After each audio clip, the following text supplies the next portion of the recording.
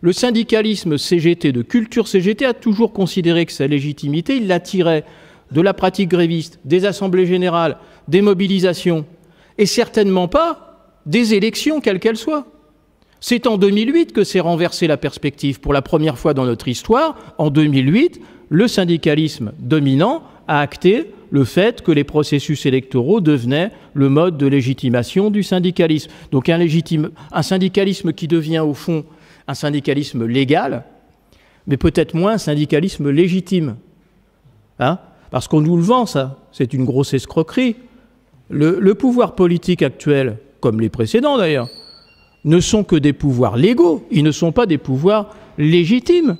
La légitimité, il suffit de se référer aux basiques de la philosophie politique. La légitimité n'appartient qu'à chacun d'entre nous, à l'endroit où nous sommes. Et à tout moment, la légalité qu'on a pu attribuer, par exemple, par la voie des élections aux uns ou aux autres, on peut leur retirer à tout moment. Et une des forces du syndicalisme était précisément de se construire comme un pouvoir légitime et qui, en tant que tel, bénéficier en quelque sorte de la capacité de s'imposer au pouvoir légal. Mais à partir du moment où vous vous estimez vous-même un pouvoir légal plus qu'un pouvoir légitime, vous en arrivez à tenir des discours comme, c'est encore ce matin, j'entendais un leader syndical dire « Ah mais moi je me considère moins légitime que le président de la République ».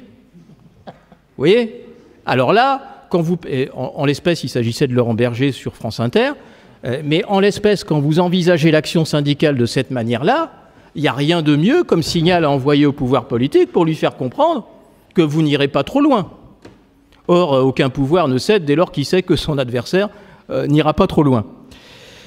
Et, alors, par ailleurs, tout ça aussi a eu des conséquences sur l'évolution de la CGT en interne. La présidentialisation de la CGT, elle est en lien aussi. Le déficit de démocratie syndicale, il n'est pas sans lien non plus avec toutes ces évolutions.